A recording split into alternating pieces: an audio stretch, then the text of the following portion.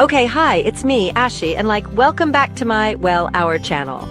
Today, we're diving into the world of quiet luxury and the old money aesthetic, all while staying on a budget.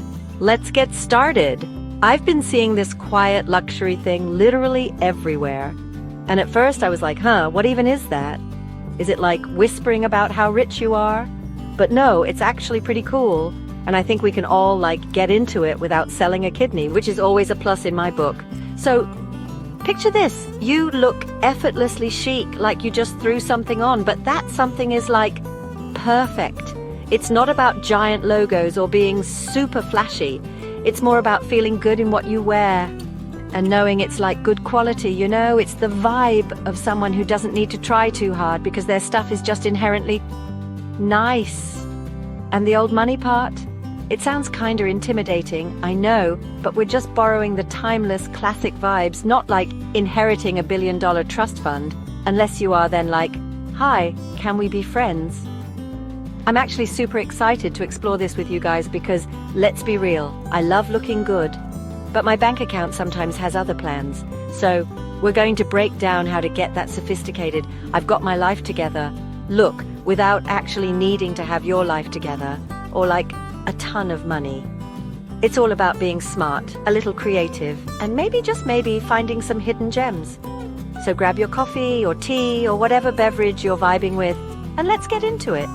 This is going to be fun, I think. Or at least I hope so. No promises, but I'm optimistic. Okay, so quiet luxury. Let's dissect this for a sec. When I first heard it, my brain immediately went to rich people whispering in a library full of gold books or something.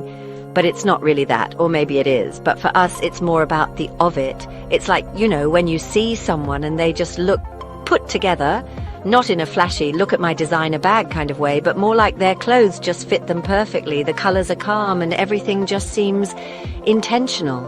That's kind of the vibe we're aiming for. It's elegance, but it's not shouting for attention, It's more of a confident hum. It's all about understated elegance. Think pieces that are timeless, not super trendy. You could wear them today, you could wear them in 5 years, maybe even 10, if you take care of them and don't spill coffee on them every day like I probably would. These are clothes that exude sophistication, but they're not dripping in logos or crazy patterns that scream, I spent a lot of money. It's more subtle. It's the kind of clothing that makes people think, wow, they have great taste, rather than, wow, they have a big bank account, which honestly is a way cooler compliment in my opinion. The whole idea is that the luxury part comes from the quality, the cut, the fabric, the way it makes you feel, rather than just the brand name plastered all over it. It's like an inside secret. You know it's good, and that's what matters. It's not about impressing other people with how much you spent, but about investing in yourself and feeling genuinely good and comfortable and a tiny bit fancy in your everyday life. It's a very personal kind of luxury, which I actually really, really like. It feels more authentic. Imagine a really amazing cashmere sweater. It's not necessarily going to have a giant logo on it, but when you touch it, when you wear it, it's special. It feels incredible against your skin. It drapes perfectly. It keeps you warm without being bulky. That's quiet luxury. It's in the details, the craftsmanship, the thought that went into making it. It's the opposite of fast fashion, which is all about wearing something twice and then it falls apart or goes out of style. This is the stuff that lasts. And it's not just about clothes either. It can be a really nice, simple leather handbag that's beautifully made, or a classic pair of shoes that are comfortable and elegant. It's a whole mindset, really. It's about choosing things with intention, things that have longevity, and a certain, quiet confidence. It's about appreciating the subtle things, the things that aren't screaming for validation. It's I know I look good, I don't need your approval, but thanks anyway, but in a very polite, non-confrontational way. You know that vibe? I think the quiet part is super important. In a world that's constantly yelling at us through social media and ads, telling us we need the next big thing, this is kind of a rebellion. It's about finding peace and satisfaction in things that are simpler, more enduring. It's like choosing a classic novel over a trending TikTok sound, if that makes sense. Both have their place, but quiet luxury is definitely leaning into that classic, timeless, I'm going to read this book by the fireplace with a cup of tea kind of energy. So, to sum it up, because I feel like I'm rambling, but that's just me, quiet luxury is about pieces that are high quality, beautifully designed, but in a very simple and elegant way, and made to last. They don't need to shout about how great they are, because their quality speaks for itself. It's a very, if you know kind of thing. And the goal is to feel effortlessly chic and comfortable, like you just naturally have amazing style without even trying, which, let's be honest, is the ultimate dream, right? It's also, like, surprisingly versatile. Because these pieces are often quite simple and classic, you can style them in so many different ways. They become the building blocks of your wardrobe, the things you reach for again and again because they make getting dressed easier, which, as someone who can spend like an hour staring blankly into my closet, is a huge selling point. So it's not just about looking good, it's about making your life a little bit easier too. And who doesn't want that? Ultimately, it's about finding pieces that make you feel like the best version of yourself. Confident, comfortable, and like just a little bit fancy, but in a very low-key, oh, this old thing kind of way. It's a style that doesn't try too hard because it doesn't need to. And I think that's really cool and something we can definitely achieve, even if we're not, actual old money. We're just channeling the aesthetic, the vibe, the good taste. It's all about the illusion, baby. Okay, so now that we've vaguely figured out what quiet luxury even means, let's talk about something that I feel like my mum has been drilling into my head since I was 5 quality over quantity. And honestly, she was right, annoyingly right, as parents often are, especially when it comes to this whole quiet luxury, old money aesthetic thing. This is like the golden rule. It's super, super important. You can't really fake good quality, or at least it's much harder to. Think about it. Would you rather have 10 super cheap t-shirts that lose their shape after 2 washes and feel kind of scratchy, or 2 or 3 really nice ones made from amazing cotton that feel soft, fit perfectly, and will actually last you for years? I know, when you're on a budget, the idea of buying fewer things can feel a bit scary, but then I'll have nothing to wear. But trust me on this one, or at least pretend to trust me for the duration of this video. Investing in better pieces, even if it means buying less often, is key. It's like fast fashion is so tempting, right? It's cheap, it's trendy. You can buy a whole new outfit for the price of a fancy coffee. But then what happens? The trend dies in 3 weeks. The clothes start to look kind of sad and worn out really quickly, and you're back to square one, needing more stuff. It's a whole cycle. Quiet luxury is about breaking that cycle. It's about choosing pieces that are made to last, both in terms of their physical durability and their style. These aren't the items that will look dated next season. And when I say investing, I don't necessarily mean you have to go out and spend thousands of dollars on a single sweater. We're still doing this on a budget, remember? But it means being more mindful about where your money goes. Maybe instead of buying 5 $10 tops, you save up and buy one $50 top that's made from better fabric, has a better cut, and will look good for way longer. It's about shifting your mindset from wanting stuff to wanting stuff. It's a subtle difference, but it makes a huge impact. High-quality items just look and feel different. The fabric drapes better, the seams are neater, the colors are richer and less likely to fade. They hold their shape. You know when you put something on and it just feels substantial? Like it was made with care? That's what we're going for. Cheaper items often use thinner materials, shoddy stitching, and they just don't have that same sense of integrity. And people can often tell, even if they can't pinpoint exactly why. It's in the little details. Plus, and this is a big one for me, higher quality items are often more comfortable. Think about a scratchy acrylic sweater versus a soft merino wool or cotton one. Or shoes that give you blisters after an hour versus ones that feel like you could walk a marathon in them. Comfort is like a non-negotiable for me. If I'm not comfortable, I'm not going to feel confident or good, no matter how stylish the outfit is supposed to be. So quality often equals comfort, which is a major win. And let's be real, it's also better for the planet, probably.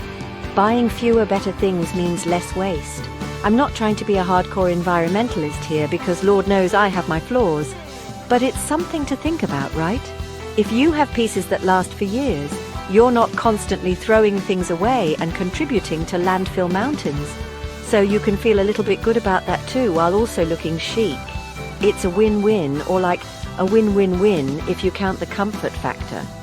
So, how do you even identify quality when you're shopping? Especially if you're trying to be budget conscious. Look at the fabric content.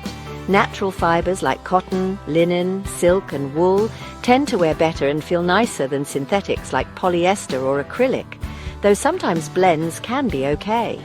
Check the seams. Are they straight and secure? Are there any loose threads? How does the item feel in your hands? Does it feel flimsy or substantial? These are little clues that can tell you a lot. It really is about shifting your perspective. Instead of thinking, how many things can I get for this amount of money? Try thinking, what's the best quality thing I can get for this amount of money that I will love and wear for a long time? It takes a bit more patience, a bit more searching, maybe even saving up for a particular item, but the payoff is a wardrobe full of pieces that you genuinely love, that make you feel good, and that actually last. And that, my friends, is the secret sauce to looking effortlessly expensive, even when you're not. Chapter 3. The Holy Grail Wardrobe Staples that actually work. No, like for real. Okay, so we're all about quality now, we get it. We're basically experts. But, like, what specific pieces should we even be looking for? This is where wardrobe staples come in, and honestly, they sound kinda boring. But they are the literal backbone of this whole quiet, luxury, old money vibe. These are the pieces that do the heavy lifting, the ones you can mix and match endlessly, the ones that make you look put together even when you feel like a sentient trash panda. We all have those days. First up, a tailored blazer. And I mean, it doesn't have to be like custom made by a fancy Italian dude named Giovanni, but it needs to fit you well. Not too boxy, not too tight. A good blazer can instantly elevate literally any outfit. Jeans and a t-shirt? Throw on a blazer, boom, you're chic. A simple dress, blazer. Even like nice sweatpants if you're feeling bold and it's the right kind of blazer. Look for one in a neutral color like black, navy, camel or a subtle check. This is a piece you'll have for years, I promise. Then there's the classic trench coat. Is there anything more effortlessly cool than a trench coat? I don't think so. It's like the official uniform of mysterious, stylish people in movies. It's perfect for those weird in-between weather days. It goes with everything, and it just adds a touch of sophistication. Again, fit is key. You don't want to look like you're drowning in it, but it should be roomy enough to wear over a sweater. A classic beige or khaki is timeless, but navy or black can also look super sleek. Next on the list, high-quality knitwear. I'm talking sweaters, cardigans, maybe even a nice knit polo. These are your best friends in like most seasons. Think naturalish fibers if you can. Merino wool, cashmere if you can find it affordably. We'll get to that. Good quality cotton. Avoid those super thin pilling sweaters that look sad after one wear. A well-made knit in a classic style like a crew neck or a V-neck in a neutral color is incredibly versatile. You can dress it up, dress it down, wear it to work, wear it on a date, wear it while crying over a sad movie. The possibilities are endless. And we absolutely cannot forget well-fitted trousers. I know trousers sound so grown up, and maybe a little intimidating, but they don't have to be stuffy. Think a great pair of tailored black pants, or some chic wide-leg trousers in a neutral tone like cream or grey. Even a really good pair of dark wash well-fitting jeans can fall into this category if they're a classic cut and not like ripped to shreds. The key is the fit and the fabric. They should skim your body nicely, not too tight, not too baggy, and the fabric should have a nice drape. These pieces are like the foundation. They're the canvas.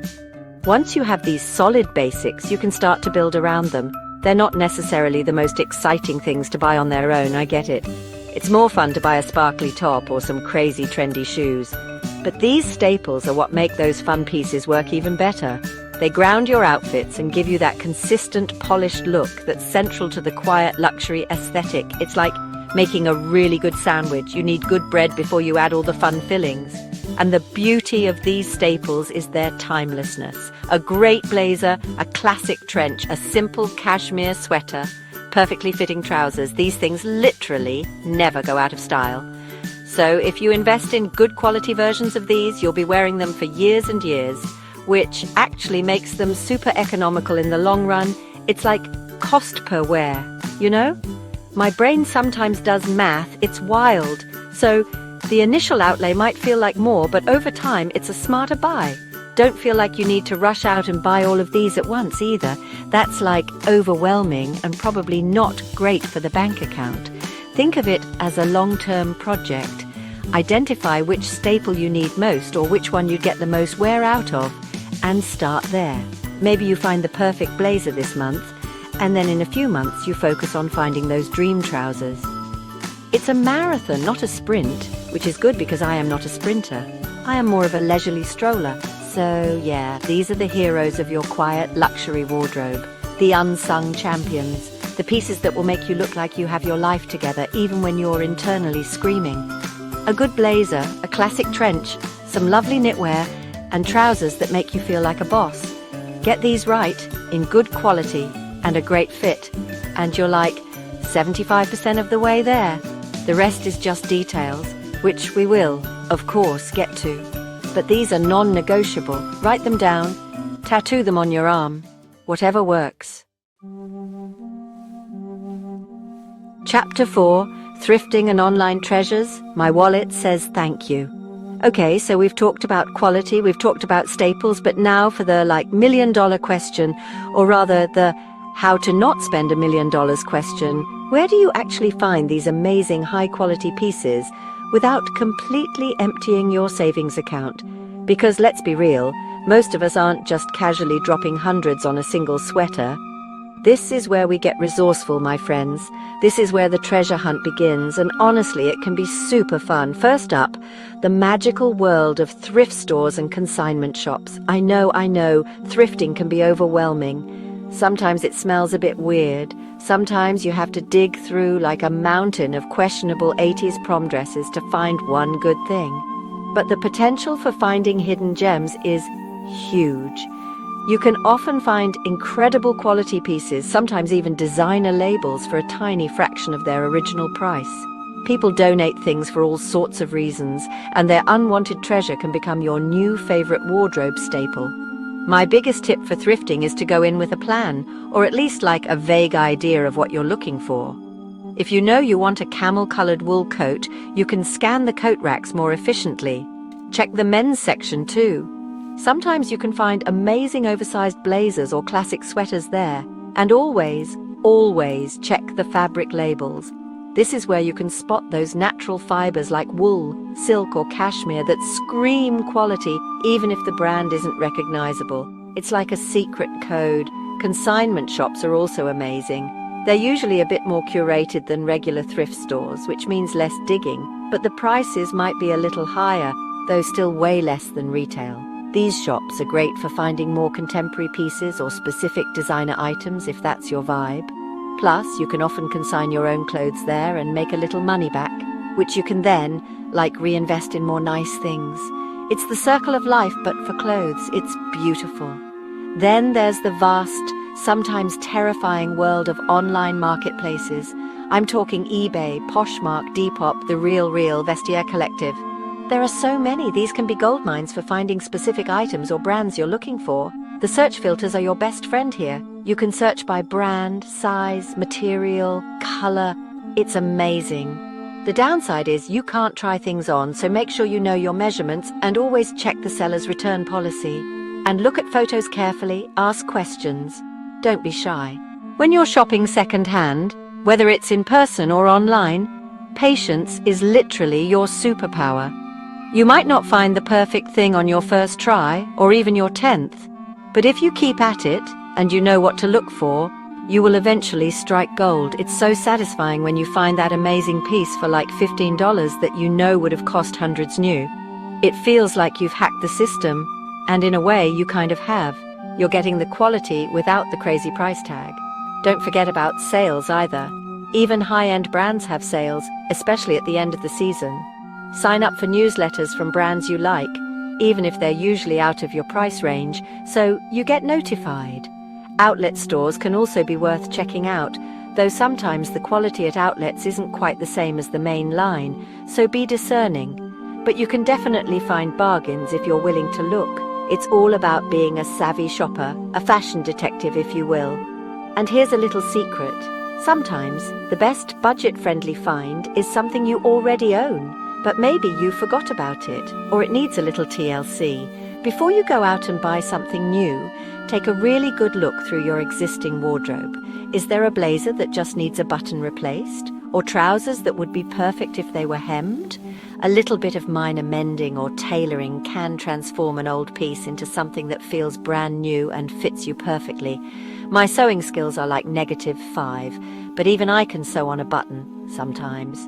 The point is, achieving that quiet luxury look on a budget is totally possible. It just requires a bit more effort and creativity than just walking into a department store and buying everything off the mannequin. But honestly, I think it's more rewarding this way. You end up with a wardrobe that's unique, that tells a story, and that you've curated with care. And every time someone compliments your amazing cashmere sweater that you snagged for $20 at a thrift store, you get that little thrill of, hey, if only they knew, it's our little secret. So, embrace the hunt. Make it a fun challenge. Go thrifting with friends, spend an evening scrolling through online vintage stores with a snack. You're not just shopping, you're curating. You're building a collection of pieces that reflect your taste and your commitment to quality without having to sell your soul or like your extensive collection of novelty mugs. I would never. It's about being smart, being patient, and knowing that true style isn't about how much you spend, but how you put it all together. Chapter 5, Styling Secrets, making it all look like, all right, team, we've acquired the goods, hopefully some amazing quality staples, maybe some thrifted treasures. Now, how do we actually put it all together to create that cohesive, sophisticated, I just stepped out of a Ralph Lauren catalog, but like in a cool, relatable way look? This is where the styling magic happens, and honestly, it's often simpler than you think. It's not about complicated fashion formulas, it's about a few key principles. First things first, neutral colors are your absolute best friends. I'm talking black, white, cream, beige, camel, navy, grey, maybe some olive green or burgundy if you're feeling spicy. These colors are inherently sophisticated, they always look chic, and they make mixing and matching so easy. An outfit composed entirely of neutrals or with just one subtle pop of color almost always looks more expensive and put together than an outfit with like 5 competing bright colors. It's just calmer, more elegant. Then let's talk about clean lines and good tailoring. This is so crucial. Even if you're wearing a simple t-shirt and jeans, if they fit you perfectly, you'll look a million times better. Quiet luxury isn't about fussy details or overly complicated silhouettes. It's about pieces that skim the body beautifully, that hang well, that don't pull or bunch in weird places. If something doesn't fit quite right off the rack, consider getting it tailored. A few nips and tucks can make a $50 blazer look like it's custom made. It's an investment that pays off big time. Minimalistic accessories are also key. You don't need like a ton of flashy jewelry or a giant statement necklace. Think delicate gold or silver chains, simple hoop earrings, a classic watch, a good quality leather belt. The idea is that your accessories should complement your outfit, not overpower it. 1 or 2 well-chosen pieces are often more impactful than a whole armful of bangles. It's that less is more philosophy, which honestly I struggle with sometimes because I love shiny things. But for this vibe, it really works. Pay attention to your textures too. Mixing different textures can add so much depth and interest to an outfit, even if it's all one color. Think a silk camisole under a chunky knit cardigan, or a crisp cotton shirt with wool trousers, or a leather bag with a soft cashmere scarf. This tactile element is a subtle way to make your outfit feel more luxurious and considered. It's like your clothes are having a little conversation with each other. It's cute. And don't underestimate the power of good grooming and just looking generally put together, clean hair, neat nails, maybe a touch of natural-looking makeup. These things contribute to the overall impression of effortless elegance. It's not about being perfect, because who is? But it's about looking like you care a little bit. It's part of the whole package. Your amazing outfit deserves to be presented well, you know? It's like putting a beautiful painting in a really nice frame. When you're putting an outfit together, think about balance. If you're wearing something more voluminous on top, like an oversized sweater, pair it with something more fitted on the bottom, like slim trousers or a straight skirt. Or if you're wearing wide leg pants, maybe a more tucked in or fitted top. This helps to create a flattering silhouette and prevents you from looking like you're, lost in your clothes. Unless that's the vibe you're going for, then you do you. But for quiet luxury, a bit of shape is usually good. And honestly, a lot of it comes down to confidence. If you feel good in what you're wearing, if you feel like your clothes reflect who you are, you will carry yourself differently. You'll stand taller, you'll smile more, you'll exude that quiet confidence that is so central to this whole aesthetic. So, choose pieces that genuinely make you feel good, not just pieces that you think you wear. Your personal comfort and style are still super important. This isn't about wearing a uniform. So to recap the styling secrets, lean into neutral colors, prioritize clean lines and an amazing fit. Hello, tailor. Opt for minimalistic and good quality accessories, play with textures, and make sure your grooming is on point. And most importantly, wear it all with confidence. It's not about having a ton of clothes. It's about having the clothes and knowing how to combine them in a way that looks thoughtful and effortlessly chic. You got this. I believe in you. We can all be quietly luxurious. So that's basically my brain dump on quiet luxury and the old money aesthetic, but like the budget-friendly, relatable version. I really hope this was helpful and maybe even a little bit inspiring, or at least I hope you weren't too bored. The main takeaway, I think, is that you don't need a gazillion dollars or a fancy last name to look and feel elegant and put together. It's all about being intentional with your choices, focusing on quality, and finding those classic pieces that will make you feel amazing for years to come. Remember, it's a journey, not a destination, or whatever that cheesy quote is. Building a wardrobe you love takes time, especially when you're being mindful of your budget and trying to find those perfect, high-quality pieces. So be patient with yourself, have fun with it, and don't be afraid to experiment and find what truly works for you and makes you feel like your best, most confident self. Because at the end of the day, that's what style is all about, right? Feeling good in your own skin and in your own clothes. Thanks for watching. If you enjoyed this video, don't forget to like, comment and subscribe for more fashion tips and tricks. See you next time. Let me know in the comments if you have any amazing thrift finds or your own quiet luxury tips, because I'm always like,